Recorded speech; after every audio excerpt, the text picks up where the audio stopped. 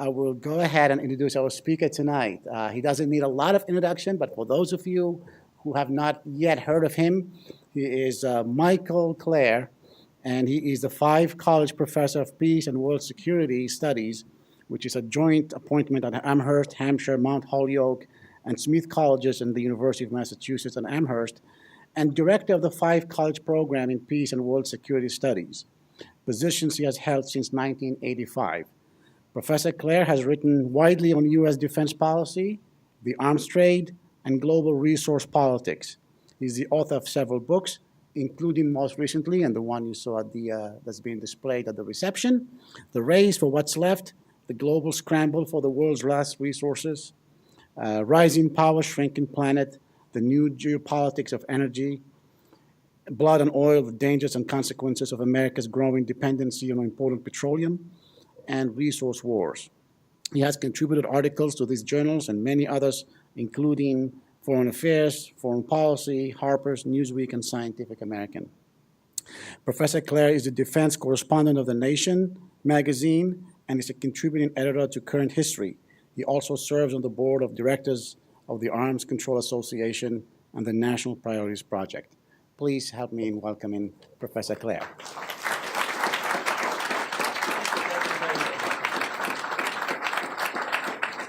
Well, hello, everyone.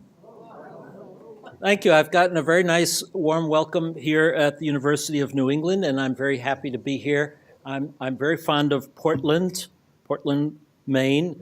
This is the first time I've been at this campus, but I've been a guest before of the World Affairs Council in Portland, so I'm really, truly happy to be here this evening. And I'm going to speak about what I learned, what I discovered in the process of writing my latest book, The Race for What's Left, and where it has led me, and see if you find that interesting. And I'm certainly looking forward, when I'm done, to the questions that you have and whatever thoughts this might bring up to you. So let me proceed. When I started out writing this book about 4 or 5 years ago, what I expected it would turn out to be is a saga of environmental devastation, a report on the corporate assault on the world's last resource preserves, by which I mean the parts of the world that have up until now largely escaped predation by the major resource corporations. The deep oceans, the Arctic, Siberia, the inner Amazon, and so forth. In particular, I aim to show how the depletion of existing resource preserves, the places that have been in production for a very long time, is leading to a drive, a mammoth drive, an accelerated drive to invade and to exploit what remains of the world's vital resources. And here what I'm talking about is energy resources, oil, natural gas, coal, uranium, and so on, as well as all the minerals we need for our industrial civilization, and basic things like water and land and food. And in fact, if you read my book, The Race for What's Left, you will find many, many examples of this kind of invasion. Indeed, the major, what in the industry is called extractive industries, mining companies, timber companies, oil and natural gas companies, coal companies, are engaged in a systematic assault on the world's remaining resource preserves. This summer, for example, one of the areas I highlight is the Arctic. And this summer probably witnessed the most intense assault on the Arctic ever conducted by the extractive industries. Royal Dutch Shell began a very intensive drive to extract oil and natural gas from the Chukchi Sea and the Beaufort Sea. These are the parts of the Arctic Ocean that touch on Alaska. Meanwhile, Russian companies, in conjunction with Western companies, began to survey waters in the Kara Sea, part of the Arctic off of Russia, and Norwegian companies are drilling in the Barents Sea off of northern Norway, and mining companies began exploration of Greenland. Because of the melting of the ice cap, Greenland has become accessible to mining. So there's this systematic assault on the resources of the Arctic. And as I expected, this assault has terrifying consequences for the environments in which these activities are taking place. Most of these areas harbor endangered species which are at risk. In the Arctic, in Siberia, the species that live there are already living at the very margins of existence. They've been developed over many millennia to survive in very remote and difficult areas. When you introduce mining or drilling and you have accidents and toxins enter into the environment, these species are immediately at extreme risk. These areas also harbor, whether the Arctic or Siberia or the inner Amazon, what's the last reserves in Africa, harbor the last remaining indigenous peoples who practice a traditional way of life, the Lapps, the Inuit, and their brethren, and the indigenous tribes of the Amazon. All of these last remaining peoples who still practice a hunter-gatherer type existence are at extreme risk because of the mining that's going to take place, or the drilling, and the threat to the creatures that inhabit these areas or to the forests. So all of this, as I expected, I found is taking place at a very rapid pace. So that's what I expected to find. And in my book, there are many, many cases that I discovered. But the more I studied this phenomena, the more I came to see that there was something else going on, something much deeper, more profound, and worrisome. And I've come to see this as a very profound, deep Darwinian struggle for the survival of the planet and the survival of the human race, a struggle for not only what remains of the world's resources, but for the survival of all the creatures that inhabit it. And that's what I'd like to talk with you about this evening, because that was what I found when I engaged in this project. This Darwinian struggle begins at a first approximation as a struggle for survival among the world's major corporations. These, especially all of the oil companies, and the energy companies, these are the richest and most powerful corporations ever created by humans: ExxonMobil, Royal Dutch Shell, BP, and their Chinese and Russian and Indian equivalents, the giant mining companies, the giant food companies, and all of the other commodities corporations, some private, some state-owned, somewhere in between. All these corporations depend on having access to a steady supply of raw materials to supply to industry, and without them, they cannot exist. And as the supply of raw materials begins to shrivel, their survival is at risk. So they are engaged in a Darwinian struggle amongst themselves to gain control over what remains of these vital raw materials. And we see this kind of life or death struggle among them. For example, I saw that in the plight of BP after the Deepwater Horizon disaster 2 years ago, when it became clear that BP was going to have to pay tens of billions of dollars in claims and litigation over the damage to the environment in the Gulf of Mexico and to all the fishing people and all those whose livelihood was at risk in the Gulf of Mexico. And they had to put aside tens of billions of dollars in a fund to make sure that they had the money for that. President Obama demanded $20 billion be put aside in a fund for that purpose. Other corporations began planning to take over what they saw as the inevitable collapse of BP. ExxonMobil apparently also met with President Obama to talk about absorbing BP. Royal Dutch Shell met with British officials. Turned out that BP didn't collapse, but to survive, it had to sell off tens of billions of dollars of its prime assets. And the business press talked of vultures soaring around, picking up pieces of BP at bargain basement prices. This is the kind of Darwinian struggle that I'm speaking about.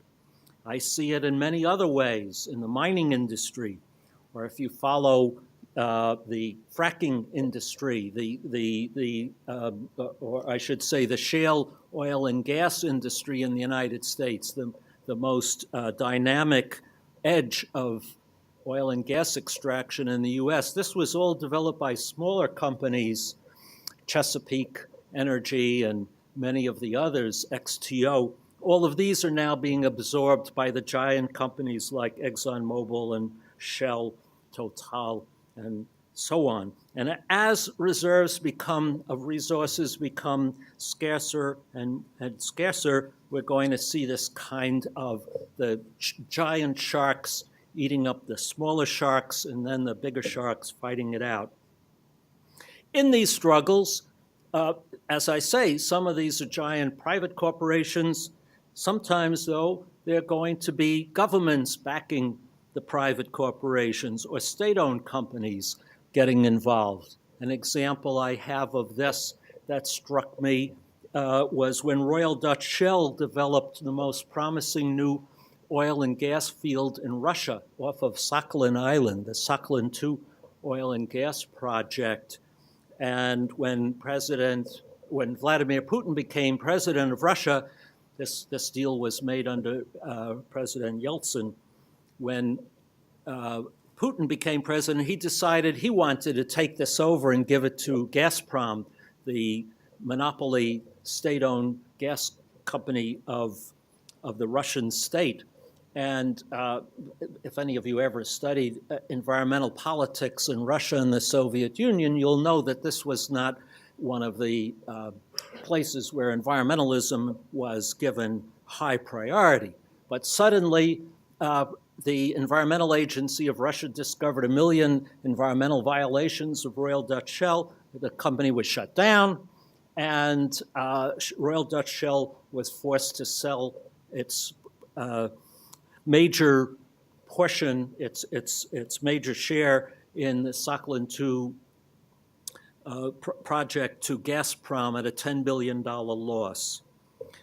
Other examples of this when Chinese companies, state-owned companies like CNOOC, the China National Offshore Oil Corporation, or CNPC, the China National Petroleum Company, or Sinopec, go into China or Latin America or Central Asia to try to get assets, oil and natural gas assets, or Chinese mining companies go into Africa. China's now all over Africa and Latin America trying to buy up as much of their resources they possibly can. The first person to go over there is the president or the prime minister, offering all kinds of goodies, development aid, a new soccer stadium, new hospitals, or how about a new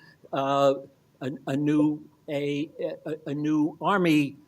It will equip your army with a new round of tanks and artillery and jet planes, whatever you want, as a way of getting access, getting a deal for allowing the Chinese companies to come in. So this is the kind of struggle underway. So as a second level of approximation of this Darwinian struggle that I see, this is a struggle among states, nation states, for what remains of the world's vital resources.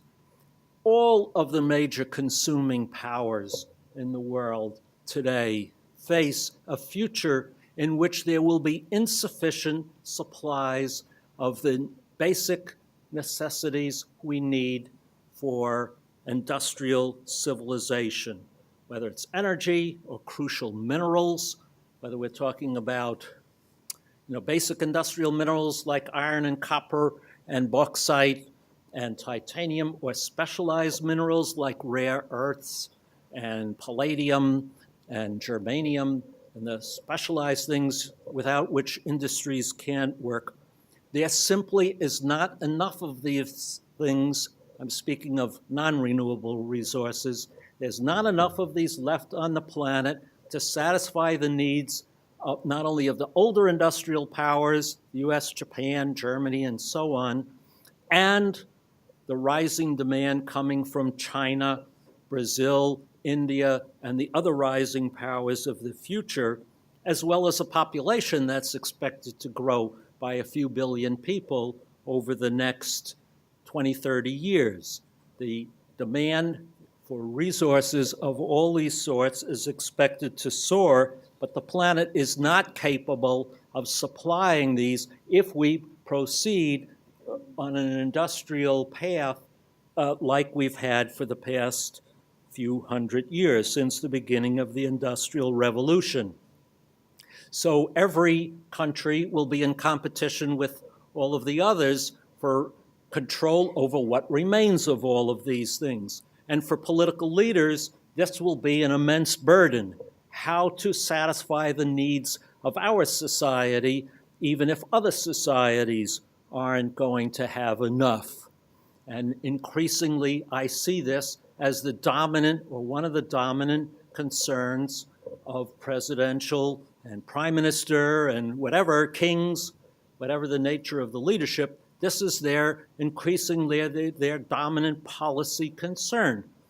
I think this is one of the underlying themes in this presidential election. It isn't expressed openly that way, but, and we're not well, I don't know about, Maine isn't a swing state, but if you go to the swing states, Ohio and Virginia, you're bombarded with advertising from the oil and gas industry and the coal industry. You can't turn on the TV. It's nonstop oil and coal, 24 hours a day advertising. With the under the rules they can't say vote Romney, and so that the coal industry will flourish and so on. But the implication is that this election is about what our energy future is going to be all about. If you vote for Obama, the lights are going to be turned off in the future. And if you vote for Romney, we're going to have a bright future with lots of new jobs and plentiful energy. That's what the advertising implies in those swing states. I might say more about this later. This is one of the underlying themes of this election. The biggest contributors to the Romney campaign is the oil and gas industry. Biggest single contributors are the Koch brothers, who are in the refining business and in other aspects of fossil fuels, because the future, as I'll say later, is going to be about how we're going to satisfy energy needs in this country and every other country as non-renewable resources disappear. But let me give you other examples of this growing struggle for policymakers. Here's the Russian drive to develop the Arctic.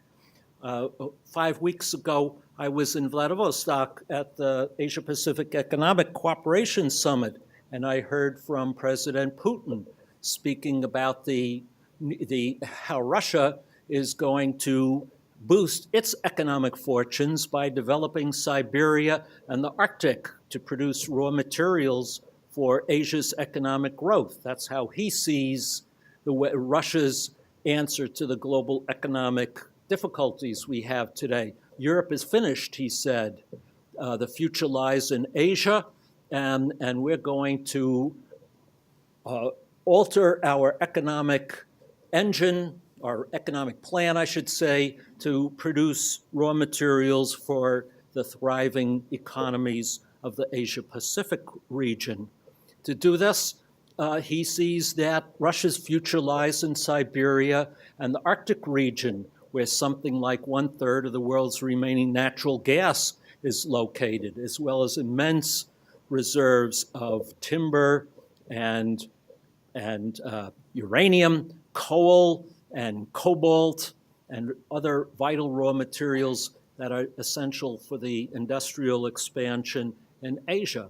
So he sees his plan for keeping Russian economy afloat is to supply resources to the Asian countries which lack resources and are desperate for more.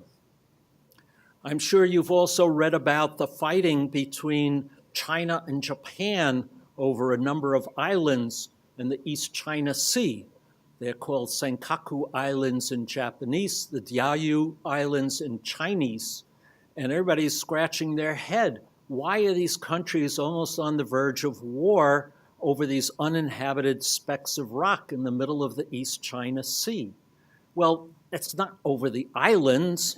It's whoever controls the islands controls the waters around them. And at the bottom of those waters are giant oil and gas reserves, deposits that both countries want to have for their exclusive use, because neither China nor Japan can satisfy their energy needs without them. That's what's driving the struggle there. Same thing is true in the South China Sea, where China is fighting with the Philippines, Vietnam, Malaysia, Brunei, and Indonesia for control over the Spratly Islands and the Paracel Islands, which again are uninhabitable and of no use whatsoever, but they control the surrounding waters, which are believed to lie on top of giant reserves of oil and natural gas.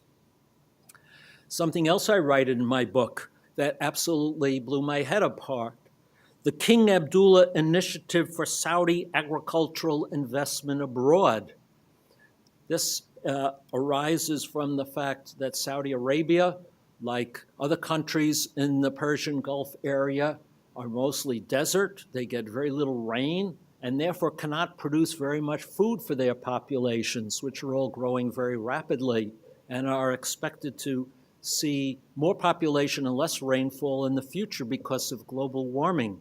So what are they doing? They are buying farmland in Africa, especially places like Ethiopia and Sudan, which don't exactly have well-fed populations, buying giant estates, walling them off, producing food, building airstrips, and flying food to Saudi Arabia so that Saudis will be fed in the future, even if people in Sudan and Ethiopia starve to death. This is the solution to future food problems. And not just Saudi Arabia and Kuwait and other Persian Gulf kingdoms. China is doing the same thing. South Korea is doing the same thing. And other countries. These are called land grabs. They are planning for a future in which there's not enough food for the world's population. And they can't grow enough themselves, so they'll buy up food farmland in Africa, Latin America, and elsewhere to feed their population at the expense of other people. I could give other examples. My point is that government leaders around the world are increasingly focusing on the struggle to ensure that their population has enough to meet the needs of their own population in a world where there's not going to be enough at the risk of others. Now, we know something about a world like this from human history. Typically, this leads to warfare. I'm very much influenced by the book Collapse by Jared Diamond. Some of you may be familiar with Collapse. Everybody should read Collapse by Jared Diamond. When you have a world where resources are insufficient to meet the needs of populations, and particularly at a time when there's climate change, which has happened in the past, the outcome very frequently is violent conflict between competing populations for what remains. And this is what I fear is most likely going to be the outcome in the future if we continue on the course that we're on. Now, I'll talk more about that. I don't think that's inevitable, but that's what history suggests we're going to see. And there's plenty of evidence that things are moving in this direction.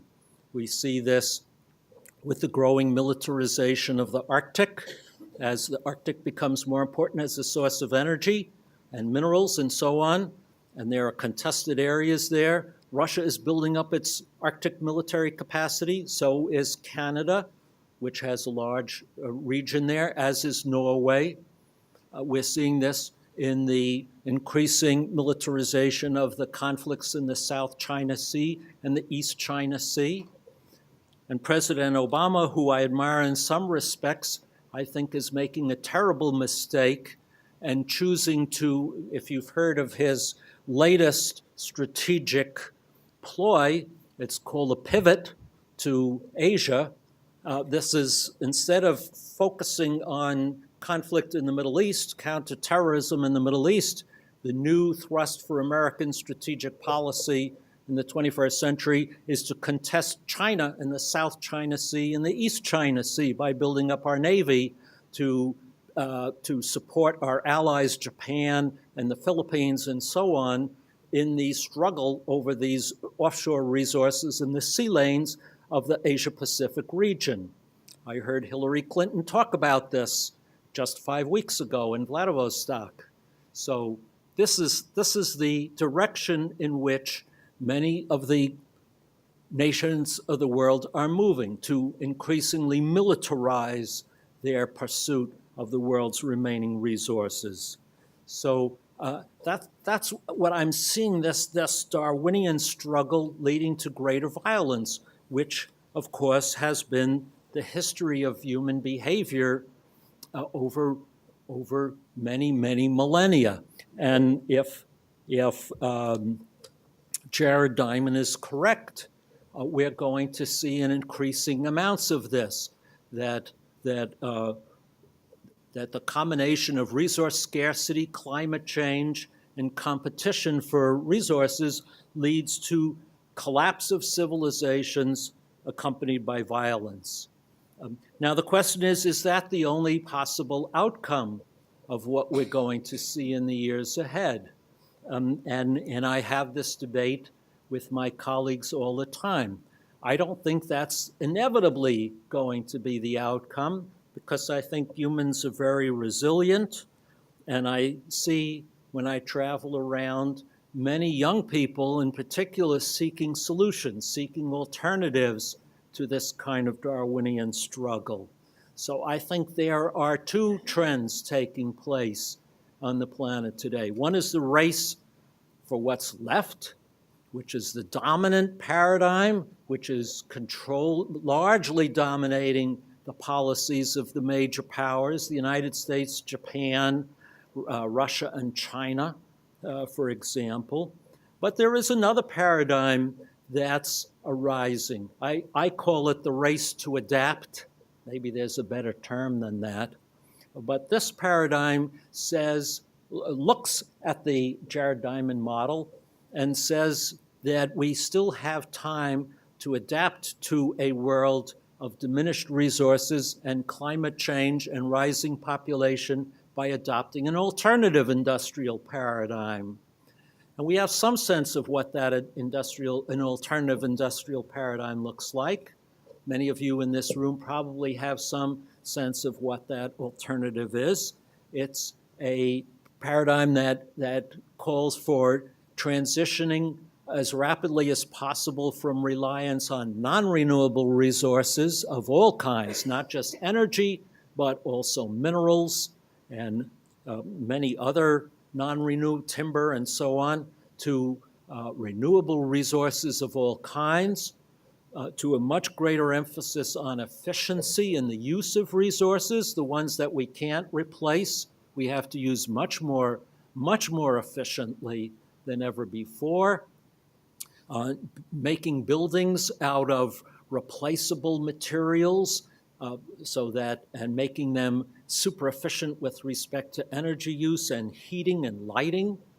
This is possible. There are people working on this all over the world. This has to be accelerated and made the center of future design, of urban design.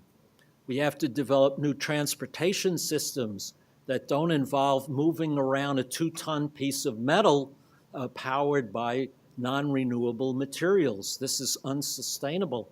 And it's not just here that the worry is. In China and India, they're also building these 2-ton, 3-ton pieces of metal that have to be moved around by oil. And if that continues to be the case, we're going to be in for a very tense couple of decades as we and the Chinese and the Indians and everybody else fights over a diminishing supply of petroleum. So we have to come up with an alternative paradigm, an alternative industrial paradigm that does not require a Darwinian fight over the remaining supply of these non-renewable materials. And what I suspect is going to happen is that well, you could see signs of this already. What I think is going to happen, that is, as we move into the future, you will see both things happening simultaneously. You will see this intense struggle taking place with a lot of violence and a lot of environmental catastrophe. But on the other hand, you will see further progress being made all the time in many parts of the world in an alternative direction, where some governments, some cities, some towns, some universities, some communities are moving to transition away from a unsustainable industrial paradigm towards one that is sustainable and that makes it possible for us all to survive on a planet that's going to be hotter and more crowded, and where the competition for resources will be greater. So it is possible to do that.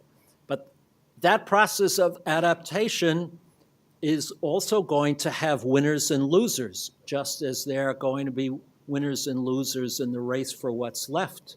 Those who make the transition first and who gain mastery of the new technologies are going to be the winners in the future. They're going to be the leaders who will have the patents and the intellectual leadership in how to make a transition. And those who resist making the transition ultimately will be the losers, because their economies eventually will fall behind. So the conclusion I draw from this is that it's essential for people, forward-looking people who care about the future of their society and for their children, and young people who care about the future in their careers, to look very carefully at these two paths and to see how they can become a part of the future rather than cling to a past or a paradigm that has no future and is destined to bring us in a very dangerous, destructive place. That is what this election, by the way, is all about, although that's not what I came here to speak about, because it's much bigger than that. It's the fate of all of us on this planet is at stake in this choice between the old industrial paradigm and a new one that has to be created. And I see signs of it all over, but it has to be speeded up much more rapidly if we're to win a race with time. And that's the last thing that I'm going to say. We are in a race with time because the speed of warming is accelerating faster than we ever expected. The population is growing rapidly, and the raw materials that we rely on are disappearing rapidly. So if we don't make this transition very soon, the plight of most people is going to be pretty severe. There are solutions, but they're not being developed fast enough. That's where I'll stop. This is this is the conclusions that I drew from my own research. That's what I'm sharing with you. I hope that you found them stimulating and interesting. You may disagree with me. I'd love it if you question me about it, see where there are holes in my argument, see where I can be corrected in my analysis. I would love it if you challenge me as much as you can, ask questions. But thank you very much for listening.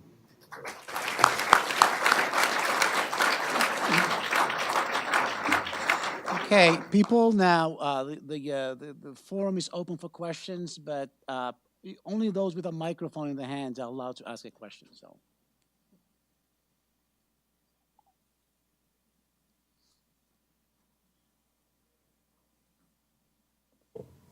So I was just wondering, potentially, how long do you think we have to make this transition? A decade or two. Well, I mean, things are getting bad all the time, and progress is being made all the time. How much time we have before things get really, really bad, I'm not entirely sure. I don't know. But I'm very frightened by some of the things that I see happening, like the melting of the Greenland ice cap. And this summer was the smallest Arctic ice cap ever. And we had the worst droughts in decades in the United States, but also horrible weather, probably the worst combination of bad weather events ever since scientific records have been kept. So there are a lot of things happening simultaneously that tell us that we have to worry. And we haven't seen the worst effects yet of this year's drought and the other droughts happening elsewhere around the world in terms of food shortages that are likely to occur as we get closer to the effects are likely to be most severe starting around December, January. And there was a bad drought 2 years ago that triggered the Arab Spring. Now they're likely to be equally bad, if not worse. So there still may be consequences yet to come. Am I supposed to call people, or are you doing with the microphone? How does this work? Guys with the microphone are choosing the candidates. Good, okay, that's better. And I've been told that we're going to start with students for the first couple questions, and then we'll transition to Very open. good. Okay, it seems that many people who push for renewable resources don't, quote, want it in their backyard. So what would you say to these people in order to get them to cooperate? And how would you prevent wealthy communities from, like, buying their way out of seeing something like windmills on their property? I don't know what to say to them. How about a coal plant in your backyard? Is that what you really want, or are you just being classist? You're just using your wealth. Those people don't want a nuclear plant in their backyard or a coal plant. Let's just turn off your electricity. I don't know what to say to them. They want their electricity, and they want all their stuff. They want all their devices to turn on when they turn on the electricity switch. So they just don't want it. They don't want to have to deal with the consequences of it. They would like a coal plant a whole lot less, though. I don't know exactly what to say to them. I'm sorry. It seems in the book and in the race for what's left. I can't hear you. Could you start again? Yeah, sorry. It seems in the race for what's left, three issues seem to arise: the financial, environmental, and moral issues. Do you think one issue takes precedent over the other? And if so, can we deal with it at a political level, or will it require a cultural revolution to change? Oh, I should know the answer to that. I think that that a cultural revolution sounds right in the sense that we have to learn how to enjoy life with less stuff. So that is a cultural revolution. And I think that this is entirely possible. I think we've lived in a society where if you turn on the television, which I find a burdensome activity, but if you turn it on other than, public television, you're bombarded with very sophisticated advertising that implies that you need more in your life, a new, bigger car, a new, bigger everything. And that has to be switched off. What we need is to think about happiness in a way with less, but more community spirit, more community amenities, more parks, more playgrounds, more public transportation. So it is a cultural revolution. This, I think, is certainly attainable. I've just got a little drive around Portland, and it looks like a really sweet place to live, in that it has more of that than, your average suburbia. But, so much of public, so much of media and TV and movies has implied that if you don't live in a ranch-style house with a 3-car garage and 3 cars and a yacht and a swimming pool, you're not happy. And this is very dangerous. It's not just in the United States.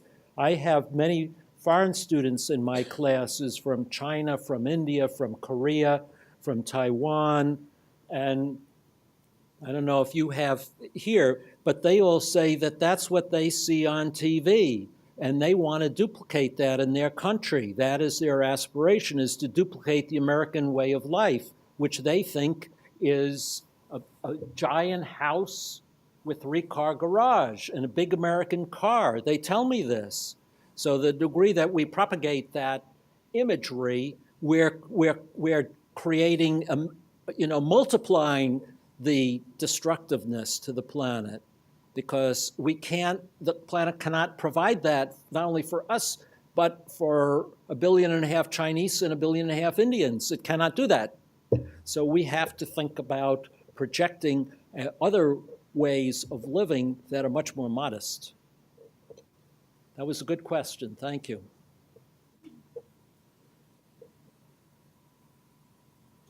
You talked about the fact that we need to make changes. I was wondering, what kind of government do you think is most equipped to facilitate those changes? Do you think democracy is the best way, or does it require a more dictatorial sort of approach?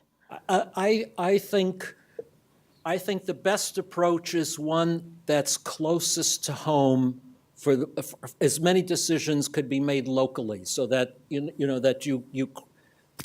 localized decision making as much as possible, to democratic government for as much as possible at the local level, and then building up from there, so that as few as possible decisions get pushed up higher, so that people can get involved as much as possible in decision-making that affects their own community.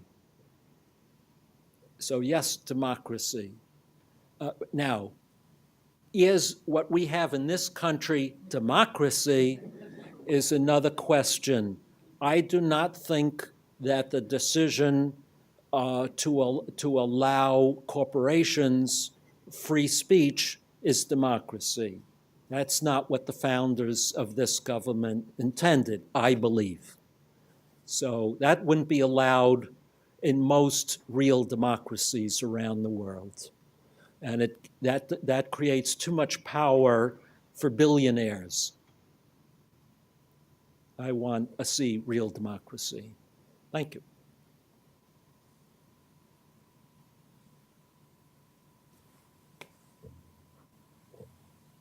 Your proposed solution to this problem of diminishing resources seems to boil down to 2 issues: technology, build more efficient transportation devices and houses and whatnot, and then secondly, moral, exercise some self-constraint. You don't need to supersize your lives as much.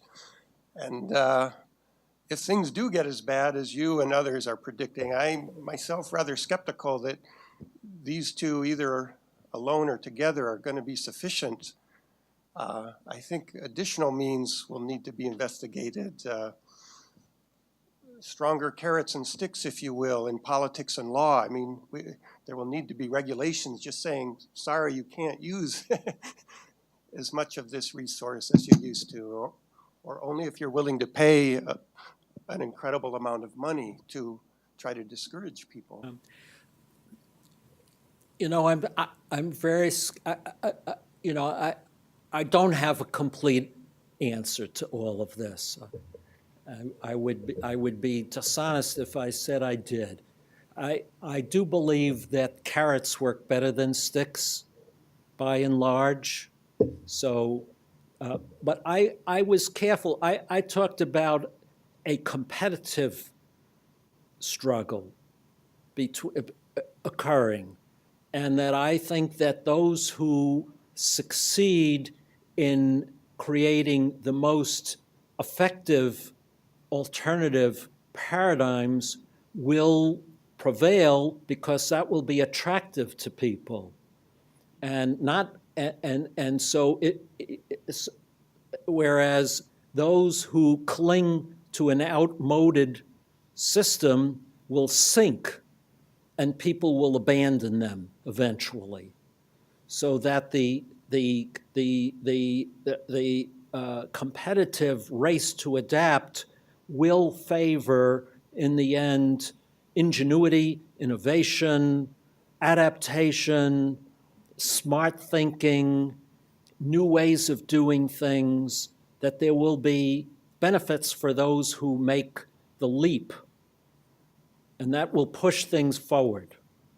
And you know, when you do see that, you see where that's happening in Germany, where they've really pushed things ahead, where you know you get an incentive for installing a solar panel because you can sell electricity to the grid. You get money in your pocket for doing that.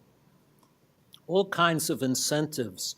So I tend to favor incentives rather than sticks. I'm not saying I think you're necessarily wrong, but I do think that. I was going to say something else, but I'm not sure I could remember what. But if I think of it, I'll come back. Those are very important questions. I'm not sure everybody is going to make it, you know. I'm not sure the United States will survive intact in this future.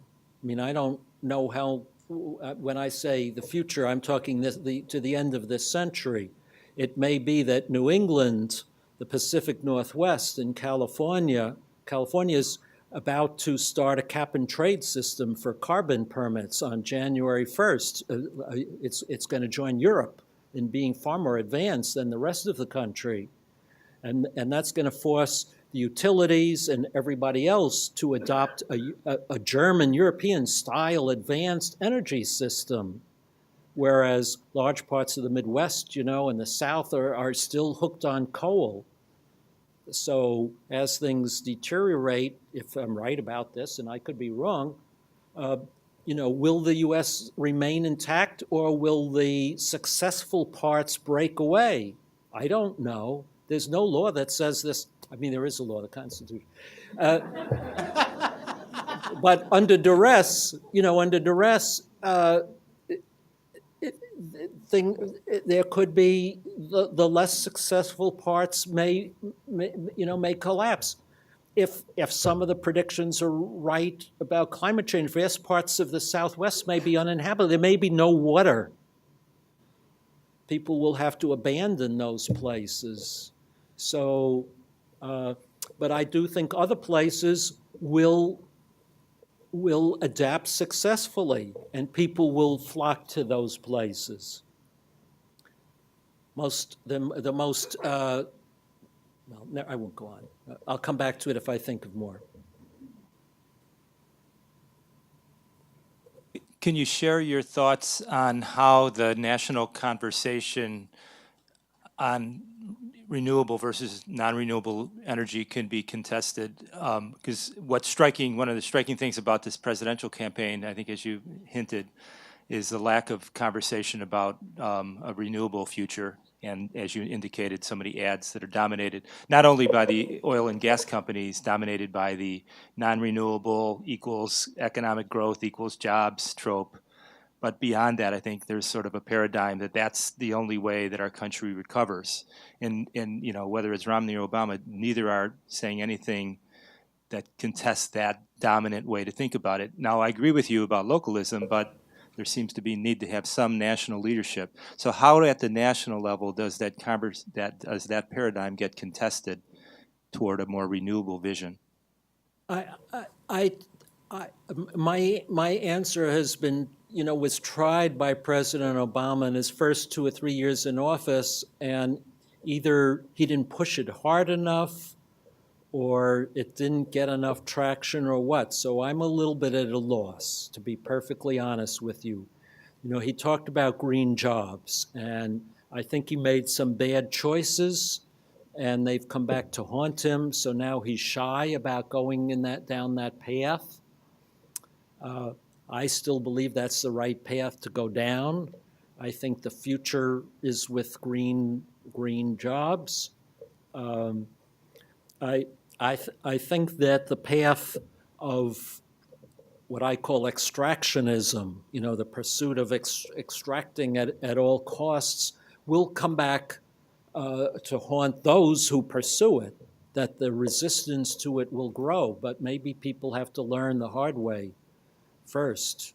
I think that fracking is going to be so destructive to the places where it occurs that eventually there will be a backlash. But it's not evident yet. This is a false promise of a false fairyland, and they can't deliver on it. So, but maybe people have to find out the hard way. I don't think I don't have an easy answer to that question. I'm sorry. I wish I did.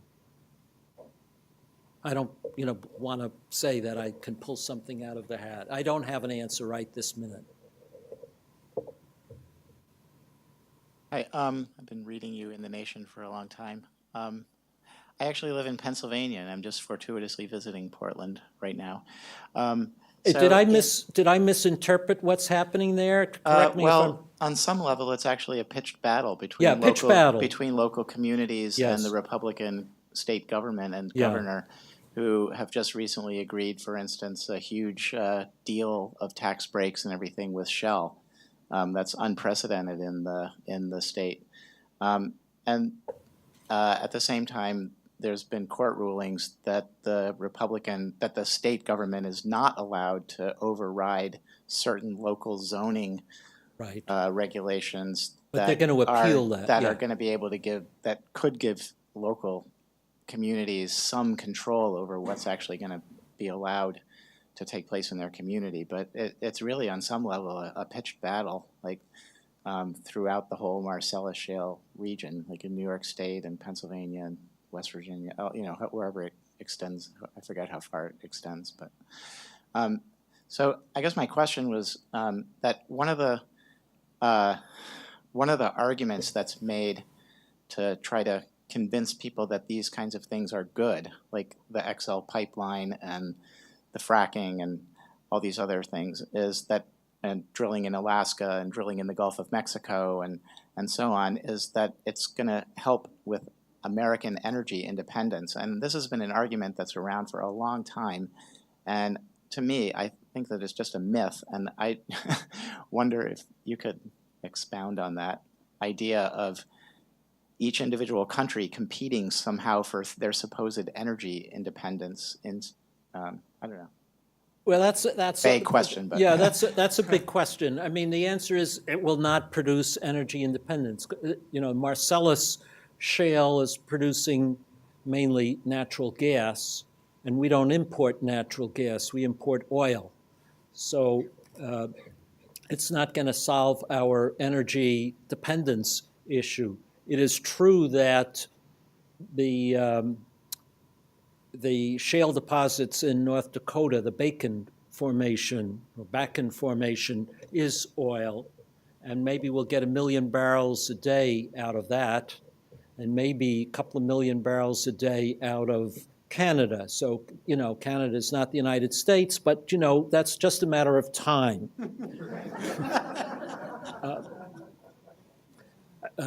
So when you have to listen carefully to Romney's energy independence and our good friends in Canada and Mexico, it's really North American energy independence he's talking about, not North American energy independence, not U.S. That's not within reach. It's within reach if the U.S. extends its borders and we get all of Mexico and Canada's oil. That's, we will, I don't know where to begin. There's no way that we could achieve oil independence if we continue to consume 20 million barrels of oil a day or 18 or 19 million barrels a day. We're still going to have to import 6 or 7 million barrels a day. There's no way we're going to get more. We can't. So that's out of the question. Canada may give us 3 million barrels a day in tar sands. I am of the opinion that in time, all of these things that none of these things will reach the exalted levels they're said to reach because they're so dangerous. They're so environmentally dangerous that one way or another, they will fall short. They need a lot of water, and there isn't enough water to satisfy, to support fracking and tar sands production and food production. There isn't enough, and there will be less in the future. The tar sands is acidic. They talk about all this wonderful oil coming from Canada, but it's not oil, it's shit coming from Canada. Oh, they can't put that on the air. It's crud. It's crud coming from Canada. It's this acid. It eats through the pipes, and it's only a matter of time before there is some disaster. And the process of producing it in Canada is horrific. So it'll never reach what they claim. I get very upset about this. So it's, if you read Romney's energy plan, it talks about, to achieve it, we're also going to have to develop an energy council with Mexico in which the U.S. and Mexican authorities will collaborate in developing rules for production. In other words, we're going to rewrite the Mexican Constitution. That's what's implied by this. When they find out, this is what the Mexicans fought revolution about. They're not going to allow this to happen. So the whole thing is imperialist and cockamamie. It is so off the wall. There's no way of achieving energy independence, even North American energy independence, unless we cut back on our use of oil, which is not what they're calling for. They want us to burn more oil. So it is a recipe for increased energy dependency on the Middle East and Africa. If that wasn't clear, I'll happy to do it again. I'll try to do it more clearly, and I apologize for my frank description of Canadian tar sands, if I offended anybody.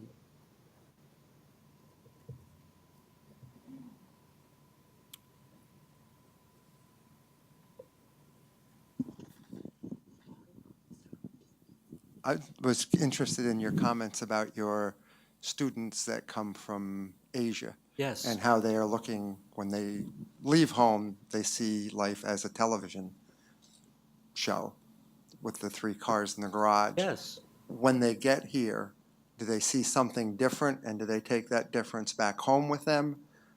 Or are they so intent on getting the education to get themselves the 3 cars that they miss that? Very interesting question. I don't know the answer. I do think they see a much more complex picture than they came here with. They don't know about race, for example. The complexities of race in America is not something they know about, or poverty. So I think they do come back with a very complex picture, but I don't know the answer to your question. It's very interesting, yeah.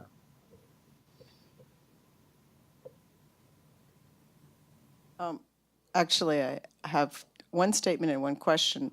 The first statement is that everybody in this place should know that the Canadians are trying to ship tar sands on the pipes straight into Portland, Maine. Oh, So- yes, thank you for reminding me. And they're horrible acidic things, and whatever word you used. But my question is this: it's since I think we are a culture of stuff, and because everybody says to improve the economy, you have to have people having more money so they can buy more stuff, which means more people have to make stuff. How do we balance this? People needing to have a way to make a living, and the idea that making a living requires the acquisition of stuff, and then this future that you give us. I'm not an economist, so I don't know, but it seems somewhere there that there's a major conflict, and maybe it's the cultural shift that she was talking about back there. Oh, that's so complicated, and probably people in this room better than I equipped to answer you. I mean, on a mega scale, what's happening is that this society is being depleted of wealth per capita as other societies are rising. And so what we expected when we were growing up as what would be expected way of life will be increasingly deprived of successive generations. The amount of stuff that future generations will have will be less, or it'll be crummier. It'll look the same maybe, but what's inside of it will be much cheaper materials and quality, and it'll be a facsimile of what we once had. And it'll cost much less to produce, and it won't be produced here. Anyway, and the incomes that people will have less, and they'll be able to go to Walmart and buy cheap, crummy imitations of what we once had or aspired to. I think that's what's happening. And the economy, but I'm not an economist, but what I sense is that the people who control the economy are designing it so that a fewer number of people acquire more, and more of the rest of us have less, and that process is accelerating. But other places in the world, more and more people are acquiring more, and that's a historical process. And I don't know what to say about that. However, that creates resentment and grievances. And politicians exploit those grievances. That's what Mr. Romney is going to try to do tomorrow night. Is exploit the grievances that there's so much unemployment, there's so much suffering in America, and throw the bastards out, and I will deliver. What he'll deliver is an acceleration of the disenrichment of working people in this country in the middle class, but he'll exploit the grievances. And I worry about that because of the resource competition that I see with China on the horizon. That's another theme that I see, that we are in a resource competition with China because China is going in the other direction. Average Chinese has, for the past 25 years, seen an upward increase in their standard of living, while we've seen a kind of average decrease. And I think that will continue to be the case. But for that to continue, China will need more of what will have to prevail in the race, more, we'll have to have more of what's left in the race for what's left. And that will lead to competition with the US. We have been, for example, the world's leading importer of oil since World War II. Since 1950s anyway. And American foreign policy, I believe, has largely been dictated by our reliance on imported oil. That's why we fight wars in the Middle East. That's what I believe. Now, what happens when China is destined in another decade or so to need more oil than we do, imported oil than we do? And where are they going to go? There isn't anywhere else to go except the same places we go. Africa, the Middle East, Venezuela, a few other places. And I don't see how that can't lead, unless everybody changes their behavior, to a clash so that they can fuel their cars. And I worry that politicians will exploit this situation to rise to power. Those bastard young Chinese are taking your oil and pushing up the price and wrecking your quality of life. Vote for me. I'll stand up to them. I'll build up our Navy. I'll contest them in the Middle East. There's a hint of that in this election already, but I think it'll get worse. That's what worries me about this larger equation, which is why I think the conversion away from non-renewable resources is essential for avoiding global catastrophe. So I'm sorry it took so long to answer that, but I hope you see how all this fits together.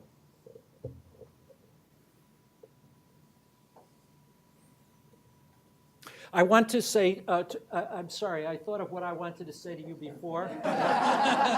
Could you give me 1 second? The thing about non-renewable resources is that the ones, in many cases, they are in contested places. Because they're in contested places, nations increasingly rely on military means to get them. And that leads to militarism, to dictatorship, to authoritarianism.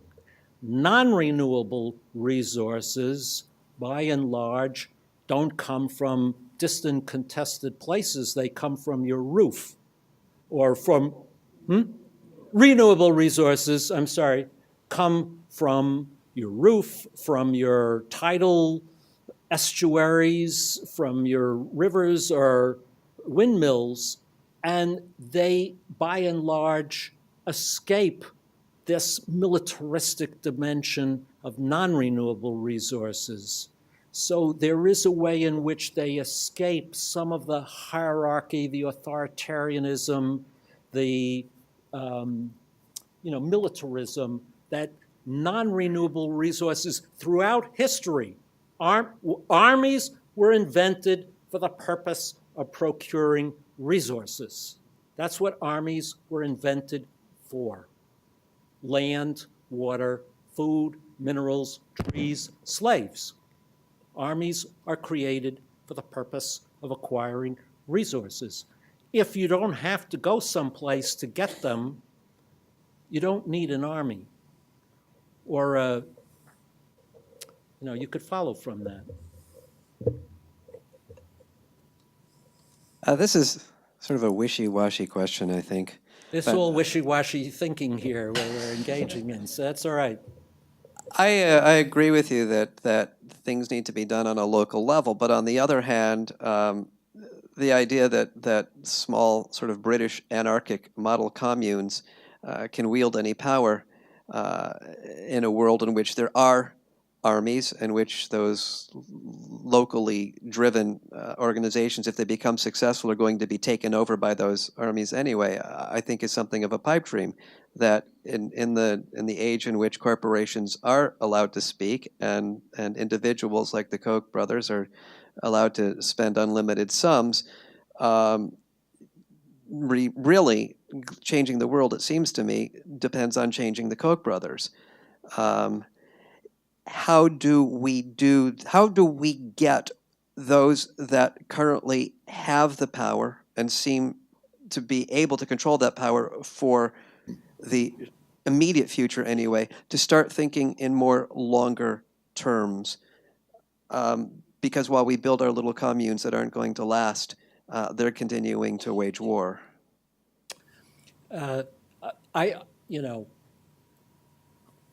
Obviously, not going to be able to provide a pat answer to that. Yeah.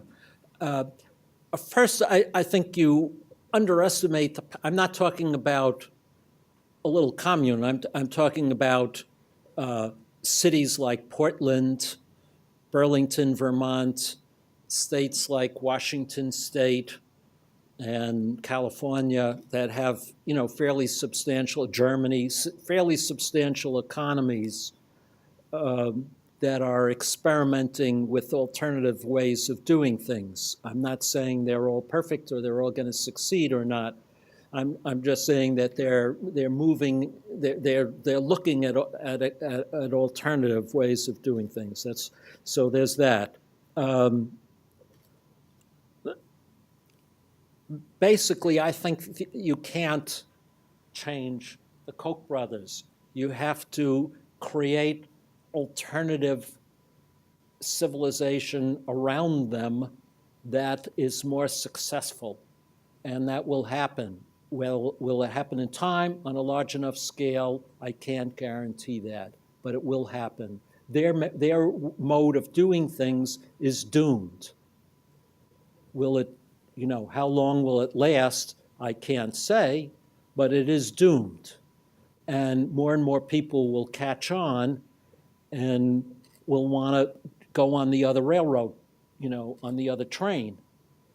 So it's a matter of building the other railroad or whatever and getting started.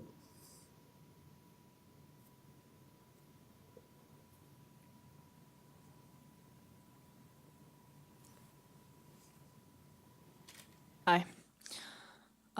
What types of green technology do you think we'll see more of in the future, given that some green technologies require non-renewable resources to make? That's a very good point. I talk about that in my book about the reliance on rare earths and other non-renewable materials. So I would be very interested in things like experiments developing algae as a fuel, because that's something that can be done without lots of non-renewable resources. There's some very promising experiments with algae and other designer biotechnology fuels. It's probably too early to know where that's going to go. That would be one example. I think new materials. It should be possible to build vehicles out of super strength plastics and the like that need much less fuel. So that I would be looking at new materials, new building materials. Don't have to make a building out of the material, timber and other non-renewable materials. And I know there are places around the world where a lot of experimentation is being done on that. So that's what I would be looking at.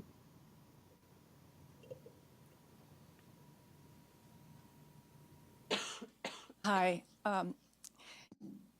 There's a prototype right here in Portland where people can obtain goods and services from their neighbors. And it's called the Hour Exchange, H-O-U-R, where 1 hour of my time, say as a cake baker, is equivalent to 1 hour of somebody else's time who does plumbing and so forth and so on. And these hours are through the web, the internet, are put in a bank. And say I provided 2 hours of financial planning to someone. I then would have 2 hours in the bank, and I could hire somebody else who is in the hour exchange to give me singing lessons, and so on. So this has been going on here in Portland for a long time. In fact, someone from Britain, whose name I can't remember, came to study this program. And there's my friend Stephen Beckett is the webmaster, and he knows how many of these hour exchanges there are now throughout the nation. I want to say 73, but it's local goods and services being provided without people having to get in their cars and driving, 300 miles or whatever. It harkens back to the days, well, when I was a little girl on the farm, we had harvesting in the community where the big threshing machine was moved around from farm to farm and everybody helped everybody else. So the idea of community being reborn, revisited, and everybody wants community anyway. It's our largest need.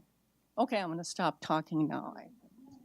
Yes, well, I've been alluding to all of this in my comments. So this is an example. Burlington, Vermont has a similar system.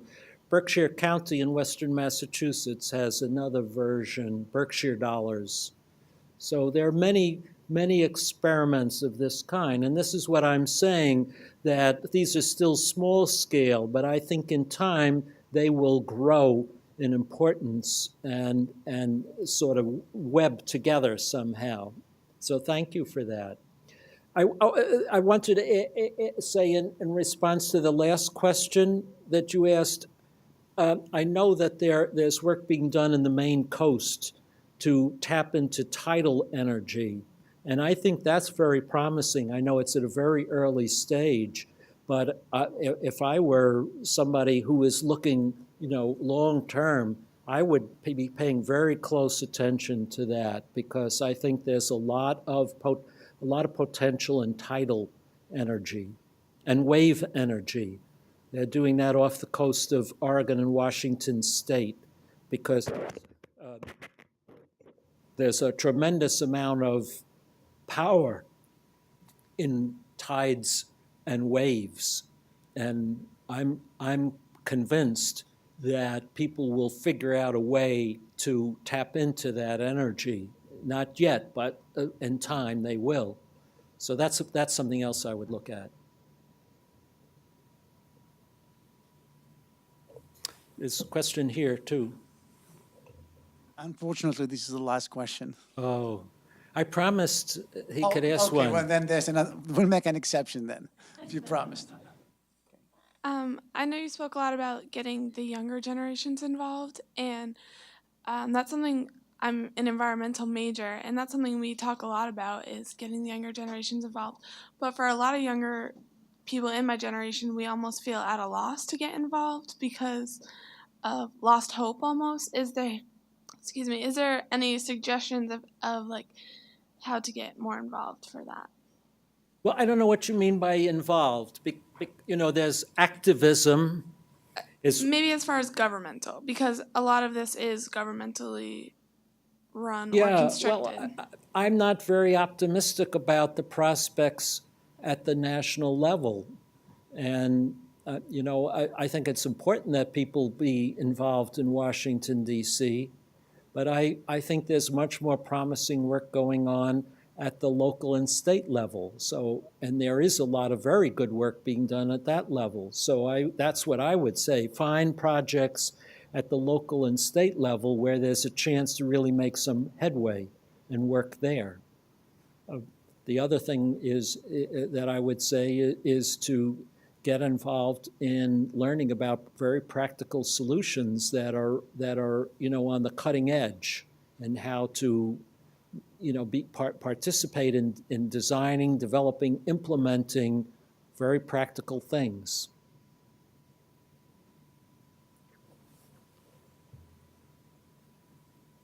I just wanted to. I always think of things after a minute. In answer to the last question, to your question, something else that my home base is Hampshire College, and we have a new president, Jonathan Layash, who used to be at the head of the World Resources Institute, and he's now our president. And one of the things we're talking about is how to make college campuses and university campuses laboratories for the development of sustainable economies, and saying that every college campus could in some way play a leading role in developing some of these new technologies or experimenting with them. It happens that Hampshire has a farm, so we've decided that we're going to make sustainable agriculture kind of the theme for our college, and a lot of students teaching, but also the food that we serve in the cafeteria and international projects and so on. That may not be appropriate here, but that's something else that you could think about. How can this university and other universities play a leading role as a laboratory, a developer, an experimenter in trying out new technologies that can then be adapted on a larger scale by towns and cities and so on? I was, this paradigm shift that you mentioned early on in your talk, I have a book sitting on my desk. It's called Energy Perspectives by Rudisilli from 1973. If you look through the table of contents, everything that we talk about in 2012 is exactly what we spoke about in the year 1973, before I was even born. So it seems to me that when you're talking about renewable energy in particular, it's always that holy grail that we have yet to obtain. Even in the president's January State of the Union, he was touting natural gas and oil production in this country that is higher than it's been in 16 years.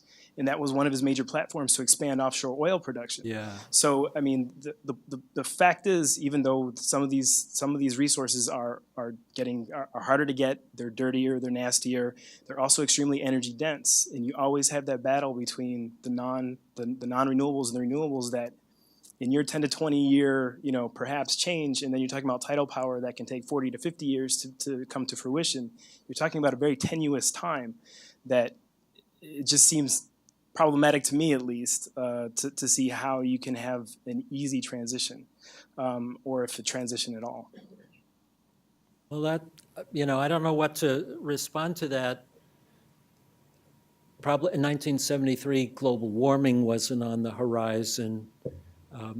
China wasn't on the horizon as a major energy consumer. India wasn't on the horizon. So the situation today is very different. What's changed in my mind, what I learned in writing my book, I didn't talk about that tonight, is the disappearance of conventional oil and gas and coal.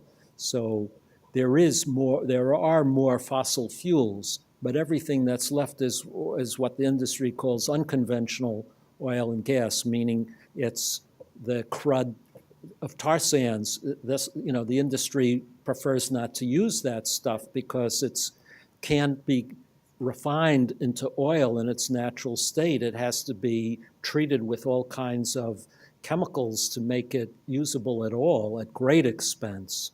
And getting oil out of shale rock is exceedingly difficult and hazardous to do. They wouldn't do that if they had any choice in the matter. And deep offshore and so on and so forth, all of this is what you do when you're desperate, when you're an addict and you're desperate to do anything to get a last fix. So that's the situation we are in today. We're not in the same energy situation we were in 1973. We're in a much more desperate condition, and these people are determined to preserve a paradigm that's already well beyond its peak of operations, of economic viability. It can only be sustained through very extreme measures and dangerous, hazardous measures of operation, for which, to make this possible, I use the term third worldification. The only way they can make this possible is to turn the United States into what we used to call a third world country, by which I mean eliminate all environmental laws, eliminate local democracy, which they tried in Pennsylvania, which this gentleman was talking about before, bribe and corrupt local officials, and erode popular democracy, by elections, which they're trying to do this time around. That's what they used to do in the third world. They can't get away with that nearly as much in the third world. They can't do that in Venezuela anymore, or in many other places, in Angola and so on. So they have to do that here. So it's a very different picture than it was in 1973 as I see it. And therefore the stakes for all of us are much, much higher. Thank you so much. Thank you.